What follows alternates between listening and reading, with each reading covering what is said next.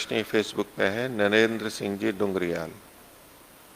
ये पूछते हैं, जो वैज्ञानिक होते हैं जैसे आइंस्टीन थे, उन्होंने पैसों के लिए कार्य नहीं किए, उन्हें वर्ण व्यवस्था में किस कोटि में रखा जाए? क्या उन्हें ब्राह्मण कहा जा सकता है? उन्हें भौतिक तत्व ज्ञान था, लेकिन न उन्होंने वेद पढ़े न उनका यज्ञोपवीत हुआ। तो जो वैज्ञानिक हैं, अनुसंधान करते हैं, उनको हम ब्राह्मण वर्ग में ले ही सकते हैं।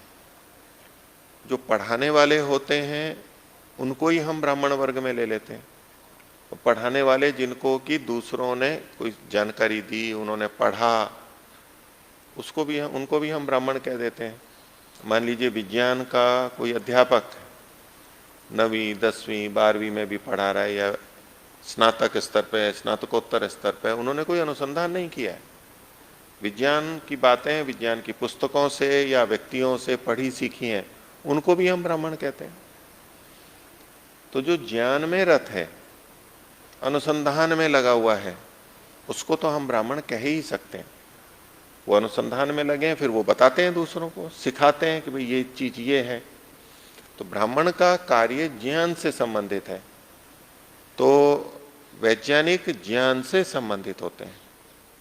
और ये सारी चीजें अधिकांशतः प्रायः बहुत एकाग्र अवस्था में, शांत अवस्था में की जाती हैं और उनको अनुसंधान होते हैं, किए जाते हैं। सांसारिक विषय आकर्षण में कोई बहुत अधिक लगा हुआ है तो वो अनुसंधान में नहीं जाएगा, समय नहीं लगाएगा। अनुसंधान का कार्य बहुत तपस्या का कार्य है, बहुत धैर्य का कार्य है, दूसरे सारे विषयों से, आकर्षणों से हट करके करने का काम है, प्राय करके उच्च स्तर के जो हैं। विज्ञान को पढ़ने वाले बहुत लोग मिलते हैं, लेकिन विज्ञान पढ़ करके वो नौकरी की तलाश में रहते हैं। मैं ये सीख लूं, ये नौकरी मिल जाएगी, मैं इंजीनियर बन जाऊंगा, मैं अध्यापक बन जाऊंगा, मैं अपनी कंपनी लगा लूंगा, ये चीजें बनाऊंगा, उसको बेचूंगा, धन प्राप्त करूंगा, यश प्राप्त करूंगा। और बड़े बड़े कंपनियों वाले उनको ले लेते हैं, बड़ा बड़ा वेतन देते हैं और चले जाते हैं। ज्ञान से संबंधित कार्य होते हुए भी वो वहां पर धन के प्रति अधिक जाते हैं, अनुसंधान में नहीं जाते। बहुत कम व्यक्ति होते हैं जिनके मन में अनुसंधान की इच्छा होती है। उसको वेतन वो भी ले सकता था, किसी भी कंपनी में जा सकता था, बड़े बड़े वेतन, सरकार के बड़े बड़े पदों पे जा सकता था, लेकिन वो वहां नहीं जाता है, वो अनुसंधान में लगता है। एकांत में बैठ के अपनी प्रयोगशाला में, पुस्तकों के बीच, चिंतन मनन में, कुछ लोगों के बीच काम करता रहता है वर्षों और दशकों। और इसके बाद भी कि अनुसंधान में कुछ निकल के आ ही जाएगा, इसका कोई निश्चय नहीं है। आ भी सकता है, नहीं भी आ सकता है, पूरा जीवन इसमें भी बीत सकता है। ये उसी तरह से है प्रकृति के तत्वों को जानना, खोजना, जैसे कि वेद को पढ़ने वाले करते हैं। वो निष्कारण, बिना धन की कामना के, बिना यश की कामना के वेद आदि शास्त्रों का अध्ययन, मनन, चिंतन करते रहते हैं। ठीक है, उसके साथ उनका जो भोजन छादन हो जाता है, कुछ यश मिल जाता है तो वो है, लेकिन वो उनका लक्ष्य नहीं होता है। वो ज्ञान की रुचि वाले होते हैं, ज्ञान में ही आनंद लेने वाले होते हैं। तो इन सब वृत्तियों को देख करके, व्यवहारों को देख करके हम कह सकते हैं कि उनको ब्राह्मण कहें। बल्कि इसको हम और अच्छी तरह से कहना चाहें तो न केवल ब्राह्मण, उनको हम ऋषि कोटि में रख सकते हैं। ब्राह्मणों में भी जो और श्रेष्ठ होते हैं, जो ऋषि होते हैं, जो तत्व का दर्शन करते हैं। अब इन्होंने इसमें साथ में ये प्रश्न किया कि भौतिक तत्व का ज्ञान था, लेकिन उन्होंने न वेद पढ़े न उनका यज्ञोपवीत हुआ। ये प्रश्न क्यों उठ रहा है? क्योंकि हमारे मन में ये बात बन जाती है कि बिना वेद पढ़े तो ज्ञान होता ही नहीं है।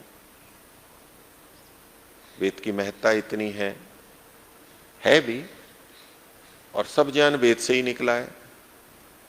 वेद से बाहर तो कहीं ज्ञान होता ही नहीं है। ये प्रतिपादन बहुत सी पुस्तकों में भी मिलेगा, बहुत से उपदेशक भी, अध्यापक भी इस बात को कहते हैं। तो व्यक्ति के मन में क्या बात बनेगी कि जितना भी ज्ञान निकला है वो वेद से निकला है। जो भी ज्ञान हुआ है वो परमात्मा से सीधे सीधे प्राप्त हुआ है। और यज्ञोपवीत है, ये विद्या का सूचक है, अध्ययन का सूचक है, या अपने अन्य कर्तव्यों का भी है, लेकिन ये विद्या का विशेष रूप से कि व्यक्ति जानने का अधिकारी है और जान रहा है, अध्ययन कर रहा है। तो ये प्रतीकात्मक है। यज्ञोपवीत न पहन करके भी कोई अध्ययन कर सकता है और विद्वान बन सकता है, ब्राह्मण बन सकता है, ये एक संकेत है। केवल इसी से नहीं होता है। पुलिस की वर्दी पहन करके ही कोई सुरक्षा करे, न्याय की व्यवस्था करे, सैनिक बिना उसके भी करे, संभव है। उसकी जो अपनी पूरी ड्रेस होती है, सारी चीजें, उसमें से कोई बिल्ला नहीं लगा और कोई और चीज किसी दिन नहीं लगाई, तो क्या वो सुरक्षा नहीं कर सकता है? नहीं करता है, कर सकता है। ये तो बाहर की बातें, प्रतीक हैं, संकेतात्मक हैं। अब जो वेद का ज्ञान है, तो वेद परमात्मा का काव्य है, और परमात्मा के काव्य दो हैं, एक दृश्य काव्य है, एक श्रव्य काव्य। तो जो वेद है वो परमात्मा का श्रव्य काव्य है। उसको सुन करके, पढ़ के, मनन करके वेद से भी हम बहुत सारा ज्ञान प्राप्त कर सकते हैं। लेकिन ये दृश्य काव्य भी तो है, प्रकृति, ये पूरा संसार, यहाँ के बने हुए पदार्थ, पेड़ पौधे, रसायन, यहाँ की गतिविधियां, यहाँ के परिवर्तन, ये भी तो परमात्मा की ही रचना है। लेकिन ऐसा बोला जाता है, ऐसा समझ लिया जाता है कि वेद है ये तो परमात्मा का है। हम भले ही बोलते रहे प्रकृति ईश्वर की बनाई हुई है, लेकिन प्रकृति में खोज करने वाला वो तो भौतिकवादी हो गया, वो तो ईश्वर की रचना को नहीं, कुछ और की रचना को देख रहा है, ऐसा समझ लेते हैं। तो प्रकृति भी, प्रकृति की रचना भी काव्य है उसी परमात्मा का, उसका कृत्य है, वहां पर उसकी रचनाएं हैं, उनको देख करके भी नियम जाने जा सकते हैं, व्यक्ति जानता है, और वेद को पढ़ के भी जान सकता है। तो ये आवश्यक नहीं है कि वेद को पढ़ के ही ज्ञान होता है।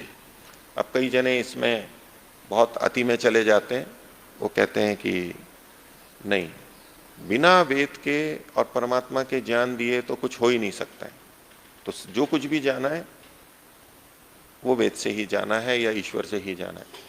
मूल रूप से कहना चाहें तो कह सकते हैं कि वहां से प्रारंभ हुआ। क्या यदि परमात्मा सृष्टि के प्रारंभ में कुछ भी ज्ञान नहीं देता तो हमें ज्ञान नहीं होता, यहां तक तो ठीक है।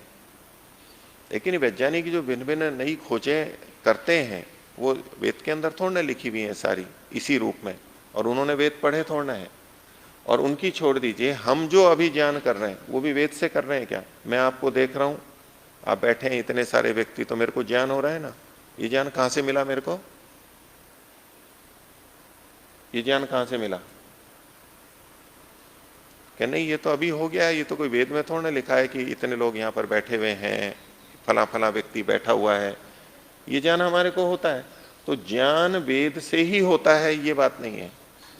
हमारे को ज्ञानेंद्रियों से, बुद्धि से ज्ञान होता है, पर जो अति में जाएंगे उसके साथ ही ईश्वर और वेद को जोड़ना चाहेंगे, तो बोले यदि आपको पता नहीं होता, ये ज्ञान नहीं होता कि इसे मनुष्य कहते हैं, ये कपड़ा होता है, तो आप कैसे जान लेते? आपको किसी ने बताया इसका नाम ये है, उनको किसने बताया?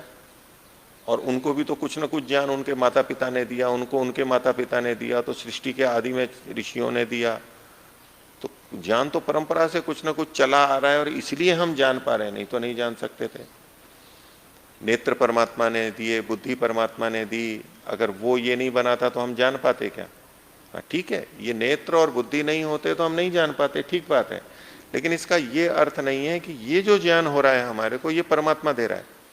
परमात्मा उसमें सहायक है, परमात्मा के दिए हुए साधनों से हम ज्ञान कर रहे हैं, यहां तक बात ठीक है। लेकिन जो ज्ञान हो रहा है वो परमात्मा दे रहा है, ऐसा नहीं कहते। ये हम स्वयं जान रहे होते हैं। हम किसी पुस्तक को पढ़ें ना पढ़ें, हम किसी व्यक्ति से बात करें ना करें, हमारी स्वतंत्रता है। इसलिए ये नहीं मानना चाहिए कि वेद से ही सारा ज्ञान निकला है। अगर कभी ये कहा जाता है कि वेद से सारा ज्ञान निकला है, उसका तात्पर्य समझना चाहिए। उसका ये अभिप्राय नहीं कि हर बात वहीं से निकली है। मूलभूत सारी बातें ज्ञान वेद से निकले। वेद की महत्ता को कम करके मैं नहीं कह रहा हूं, एक यथार्थ बात है वो आपके सामने रख रहा हूं।